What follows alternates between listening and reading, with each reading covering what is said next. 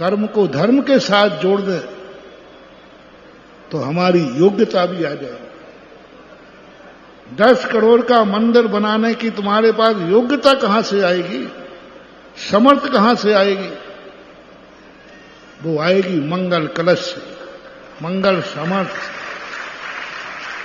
जो मकान तुमने, जो फैक्ट्री तुमने खोली है, उसका सगुन क्यों कर रहे हो? वो सगुन उस फैक्ट्री से कमा सकेगा।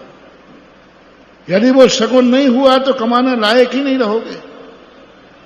ये जो मंगल कलश तुम बैठा रहे हो, इन मंगल कलश का भरी मूल्य कुछ नहीं हो।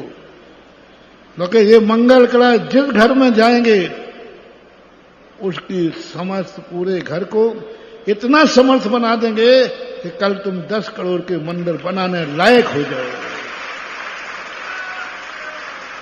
मरण करने के बाद भी तुम ऐसे पुत्र, ऐसे घर में पैदा होगे जहां पिता के द्वारा दी हुई संपत्ति को भी तुम भोगने लायक रहोगे।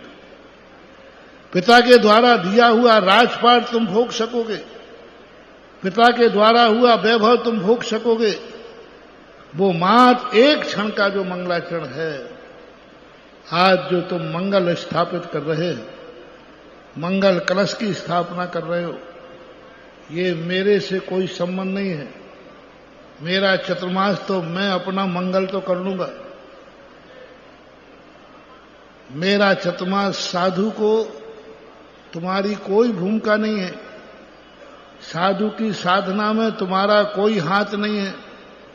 साधु की साधना में तुम कहीं मंगल रूप नहीं हो। आहार देते हो वो मंगल रूप नहीं है। गृहस्थ कभी साधु का मंगल रूप नहीं कर सकता। मेरा चतुर्मास तो ठाठ से होते आए हैं और बाट से होंगे, उसमें कहीं कमी आने वाली नहीं है। क्योंकि मैं तो हमेशा कहता हूं, आज तक मेरे कार्यों में कोई विघ्न डाल नहीं पाया और आगे डाल नहीं पाया। मेरा कदम बढ़ गया है तो बढ़ गया है, क्योंकि मैंने पूज्य गुरुदेव आचार्य विद्यासागर महाराज का मंगलाचरण किया। मेरे ऊपर उनका वरद हस्त है और मैंने उनको मंगल माना है। मैंने उनके उपदेशों को मंगल माना है, उनके आशीर्वाद को मंगल माना है, उनके दर्शन को मंगल माना है, उनके हर कदम को मंगल माना है। और जिसका मंगलाचरण अच्छा हुआ हो, उसकी जिंदगी में कभी कोई रुकावट आने का सवाल ही नहीं। मुझे अपने ऊपर विश्वास नहीं है। मैंने गुरु को जो मंगल रूप माना है, उस पर मेरा विश्वास है। इसी प्रकार ये चतुर्मास में आप मेरे लिए मंगल रूप नहीं है, मैं आपके लिए मंगल रूप हूं। ये चतुर्मास मेरे लिए, इंदौर का चतुर्मास, इंदौर मेरे लिए मंगल रूप नहीं है, लेकिन ये चतुर्मास इंदौर के लिए मंगल रूप है, सगुन रूप है। इंदौर से मुझे कोई सौगात मिलने वाली नहीं है और तुम मुझे सौगात दे भी नहीं पाओगे।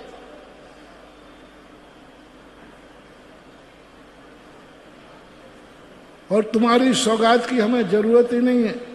मेरे पूज्य गुरुदेव हमें इतनी सौगातें दे गए हैं, उन्हीं को नहीं संभाल पा रहा हूं, तुम्हारी क्या करूंगा। इसलिए तुम्हारी कोई सौगात मुझे नहीं चाहिए है। लेकिन ये चतुर्मास को, यह चतुर्मास इंदौर को कितनी सौगातें दे पाएगा, ये इंदौर वालों के ऊपर है। ये मंगल कलश जो तुम विराजमान कर रहे हो, ये तुम्हारी लिए सौगात है, तुम्हारे लिए शगुन है। ये चतुर्मास तुम्हें ऐसा फल है, ऐसा फल है कि तुम माटी को छुओ और सोना हो जाए। ये चतुर्मास का मंगल कलश तुम्हें ऐसा फल है कि तुम जिस पिता के जन्म दो, वह पिता की संपत्ति ही तुम्हें इतनी मिले कि उसके बाद तुम्हें कहीं दोबारा देखने की जरूरत ही नहीं। ये सगुन है, ये कलश है। कलश कार्य नहीं है, कार्य करने की समर्थता देता है। आचार्य से मेरे कार्य नहीं कर रहे, मैं खुद ही कर रहा हूं, लेकिन आचार्य श्री का आशीर्वाद हमारे लिए वो समर्थ दे गया कि हम हर कार्य में सफलता प्राप्त करें। सफलता तो मुझे ही करना है, मेहनत मुझे ही करना है, परिश्रम मुझे ही करना है, साधना मुझे ही करना है, तपस्या मुझे ही करना है, लेकिन इस सब करने की शक्ति कौन दे गया? इसी प्रकार तुम अपनी जिंदगी में सब कुछ करोगे, सब तुम्हें ही करना है, धंधा तुम्हें ही करना है, वादी सब तुम्हें करना है, सब कुछ तुम करोगे, लेकिन ये कलश तुम्हारे घर में जाएगा, तुम्हें वह सब कुछ करने की ताकत दे देगा, शक्ति दे देगी। और जब शक्ति ही नहीं रहेगी तो मात्र कल्पनाएं करते रहो, मिल भी जाएगा तो भोग नहीं पाओगे। इसलिए ये कलश स्थापना, आजकल वर्षा योग स्थापना शब्द गौण हो गया। कलश स्थापन समारोह, वर्षा योग का दूसरा नाम क्या हो गया? वर्षा योग खत्म हो गया, कलश स्थापन समारोह लग गया। मैंने कहा ये तो मामला गड़बड़ हो गया। चातुर्मास तो साधु करता है, वर्षा योग स्थापना आज है ये बहुत कम लोगों को मालूम है। और वर्षा योग स्थापना कर दी जाए तो कई बार तो आप आओगे कि नहीं आओगे पता नहीं। आप सबसे ज्यादा हमारे आचार्य श्री दो करते थे, स्थापना कभी कर लेते थे, कलश स्थापन रविवार देख कर देते थे। तुम लोग कहते थे महाराज जी, तुम कहते भाई तुम्हारा तुम जानो मैं। आचार्य श्री जब स्थापन करते थे कोई जनता नहीं आती थी, कोई पब्लिक नहीं आती थी, हमारा संघ बैठ करके स्थापना कर लेता था। और जैसे हुई कलश स्थापन समारोह, अरे फिर देखो हाउसफुल, फिर देखो पब्लिक। अरे मैंने कहा भाई स्थापना पे कोई नहीं आ रहा है, कलश क्यों? बाद में जब इसको शास्त्रों से खोजा, चातुर्मास स्थापना से तुम्हारा मंगल नहीं होने वाला, तुम्हारा मंगल कलश स्थापना से होने वाला है। इसलिए तुमने अपना नाम पहले कर दिया कलश स्थापन। और आप पूछते भी हो कलश की स्थापना कब है? चातुर्मास की स्थापना है, नहीं पूछते। क्या पूछते हो? कलश स्थापना कब है?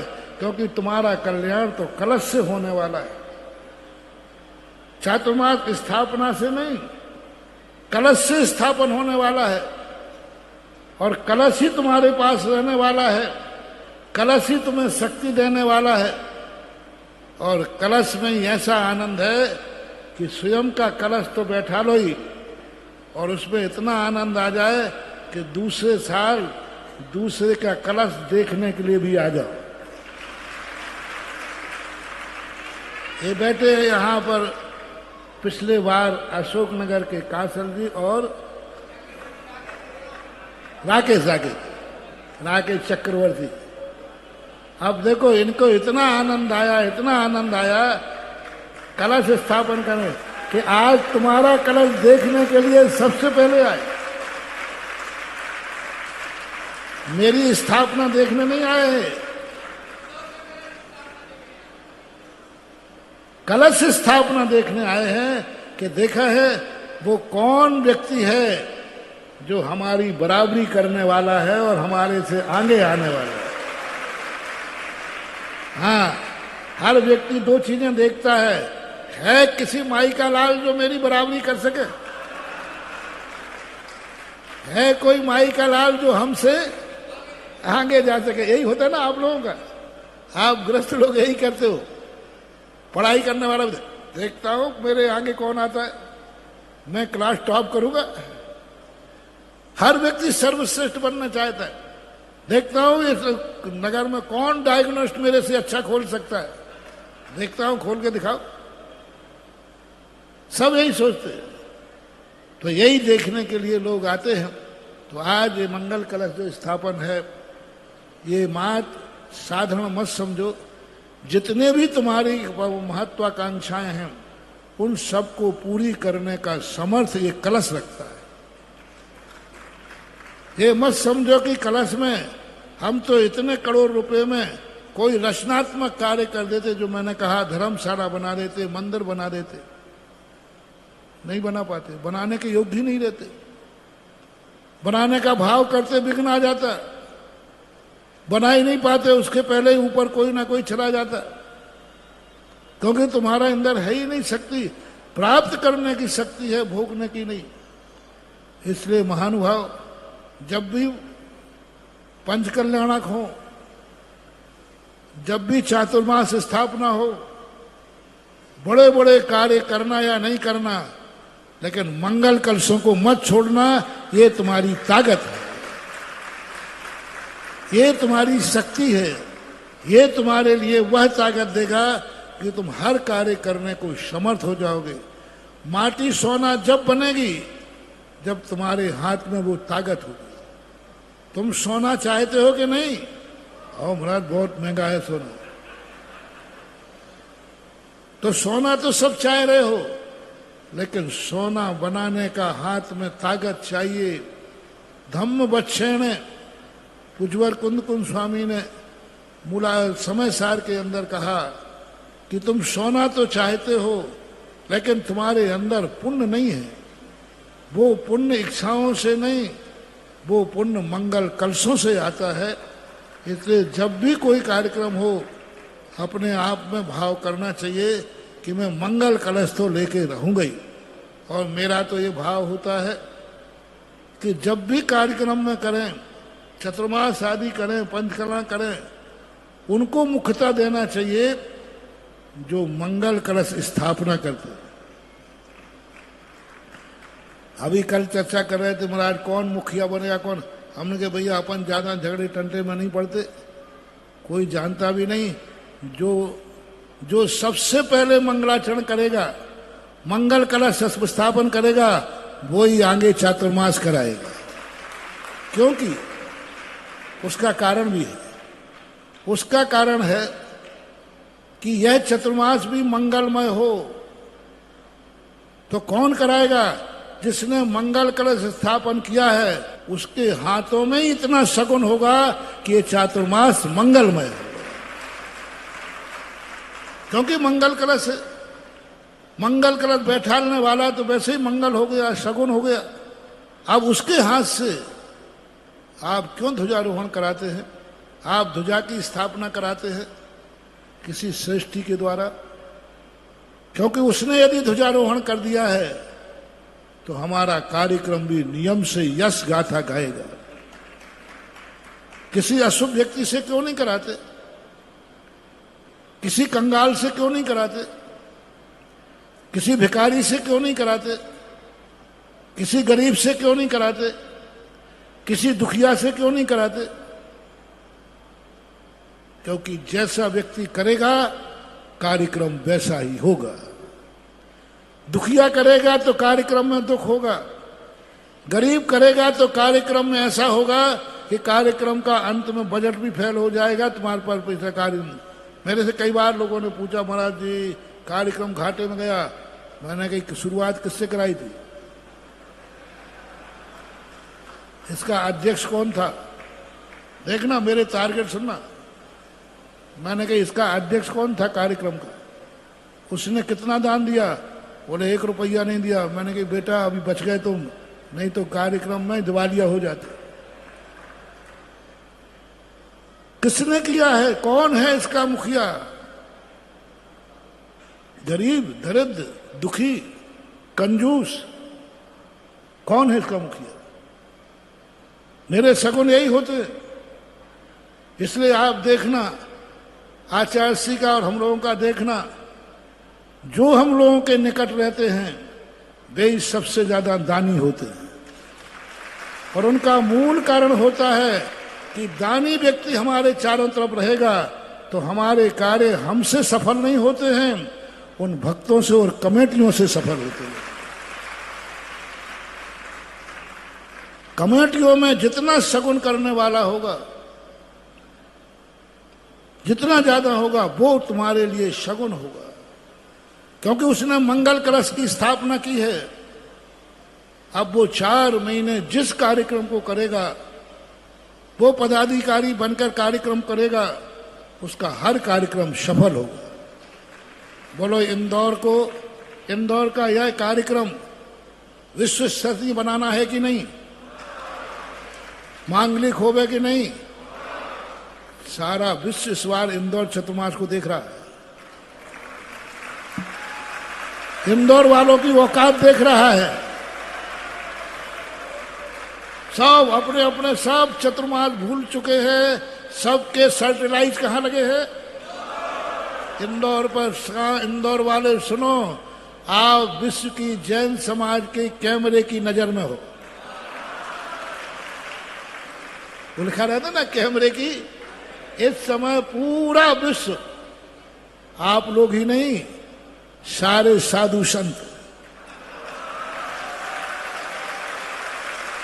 आप लोग ही नहीं, सारे साधु संतों ने भी अपने कैमरे, अपना ज्ञान ध्यान का कैमरा इस समय इंदौर में लगा रखे हैं।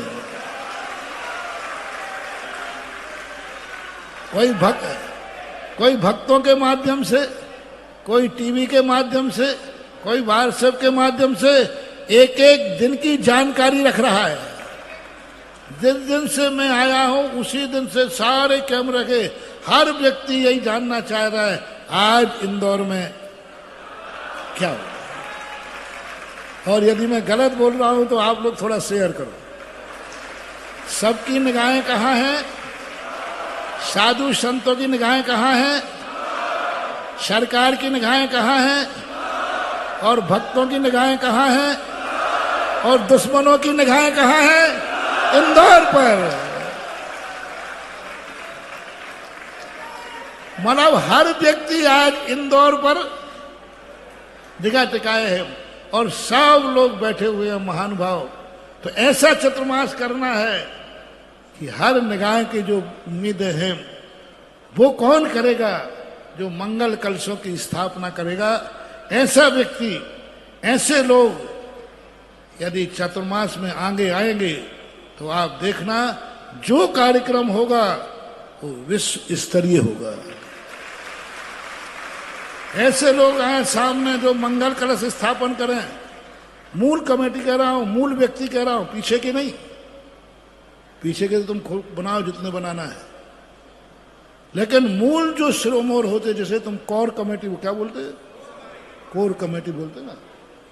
मुख्य जो कमेटी होती है, मुख्य व्यक्ति होते हैं, मुख्य पद होते हैं, उनमें यदि मंगल कलश स्थापना वालों को आगे करो तो देखना उसका चमत्कार क्या होता है।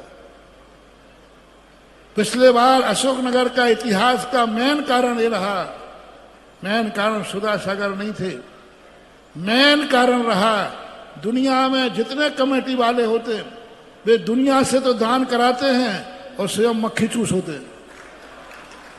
हाँ, वो कमेटी बहुत खतरनाक होती है। वो कमेटी से कभी कार्यक्रम सफल नहीं होते। लेकिन अशोकनगर की समाज का सबसे बड़ा दायित्व था, जो समाज के अध्यक्ष और मंत्री थे उन दोनों ने प्रथम कलश एक साथ बैठा दिया। पर उसी दिन मैंने घोषणा कर दी थी, जिस कमेटी के मूल पदाधिकारी स्वयं सर्वश्रेष्ठ कलश बैठाल के चक्रवर्ती बने, जाओ ये चतुर्मास ऐसा होगा कि गिनने वाले गिन नहीं पाएंगे और जलने वाले जलते जलते जल के मर जाएंगे। और यही हुआ। अशोकनगर वाले अभी भी नहीं गिन पा रहे हैं। पूछ लीजिए इनसे, अभी भी नहीं गिन पा रहे हैं, क्योंकि ये मंदिर का बाद में गिनेंगे। कलश लेने के बाद जो इनकी दुकान पे गिनती हो रही पहले वही तो गिन ले में। तो ये स्थितियां बनती हैं। तो ये सारे शगुन होते हैं। जब मुख्य कार्यकर्ता, मुख्य पदाधिकारी ही मंगल कलश स्थापन करें, मंगलाचरण करें, मंगल रूप सरें, तो उनके हाथ में, उनके मन में, उनके सोच में मंगल होता है और वही मंगल होता है। तो मैंने एक सैंपल दे दिया। पिछली कमेटी का सैंपल दे दिया, अध्यक्ष और मंत्री पूरे कार्यक्रम में। और गजब तो ये था, कलश ही नहीं बैठा ले, उसके बाद भी जो जो कार्यक्रम हुए हर कार्यक्रम में ये अग्रणी रहे। हर कार्यक्रम में, चाहे थुबंजी का कार्यक्रम हो, चाहे अशोकनगर का गंज मंदिर हो, चाहे गांव मंदिर, कुछ भी हो, इनके हाथों में ऐसी सिद्धि हो गई कि ये भी, इनके तो क्या, ये क्या, इनके बाप ने भी कल्पना नहीं की होगी कि हमारे हाथ से इतना हो जाएगा।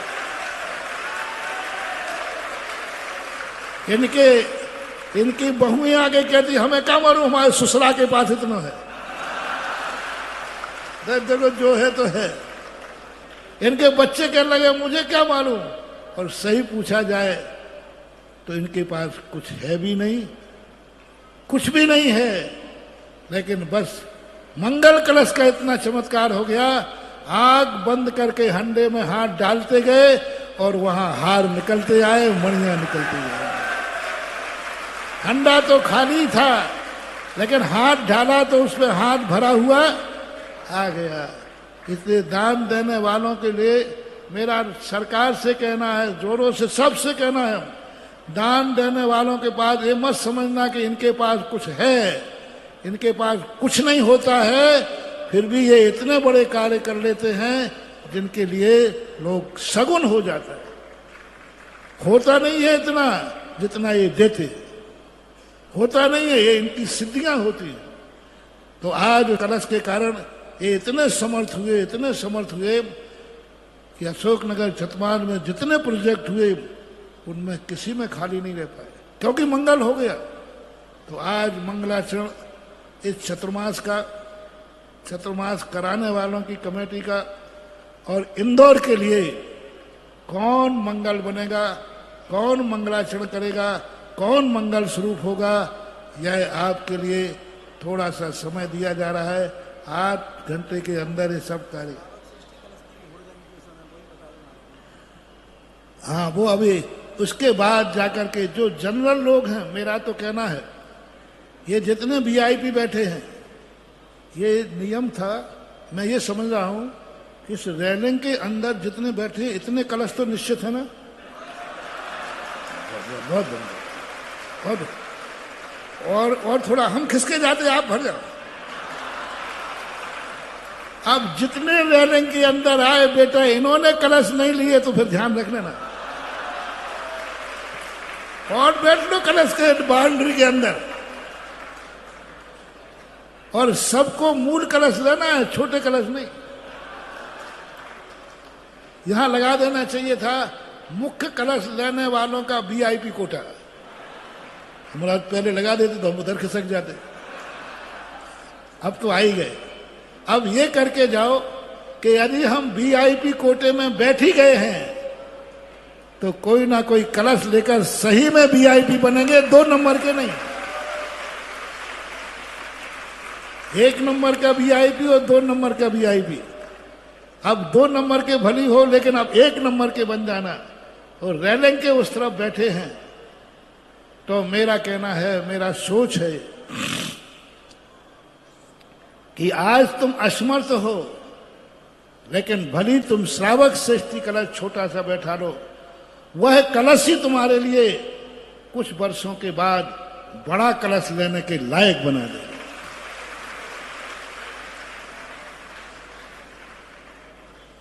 ऐसे लोग यहां बैठे हैं, नाम वो कभी उजागर करते नहीं है। हर चतुर्मास में बड़ा कलश 10 साल से बैठा रहे, हर साल बैठा रहे। कहीं चतुर्मास हो, उन्हें ये मतलब नहीं है कि इंदौर में है कि अशोक कहाँ है, उनका तो एक ही मतलब है, हमें तो कलश बैठाना है, क्योंकि वह कलश से इनके जो साल भर की सिद्धियां होती हैं वो उनके अनुभव में आता है। इसलिए जो भक्ति कलश होते हैं वो उन लोगों के लिए हैं जो असमर्थ हैं, लेकिन वो छोटे से कलश से वो एक दिन समर्थ बन जाएंगे। बाकी भूमिका बाद में बताएंगे। प्रथम कलश को ही पहले लें, कौन बनेगा वह। नाम क्या दिया है? इसका नाम दिया है सर्वार्थ अमृत सिद्धि हिराम कलश। हम कोई भी चीज है मंत्रित करके देते हैं, मंत्र के द्वारा होते। सर्वार्थ अमृत सिद्धि हिराम कलश, हिराम एक बीजाक्षर है वह, और ये लेने वाला परम शिरोमणि श्रावक श्रेष्ठी होगा। और ये सर्वार्थ अमृत सिद्धि हिराम कलश है, पद नहीं है ये, कोई कमेटी का पद नहीं, ये तो उसकी उपाधि है।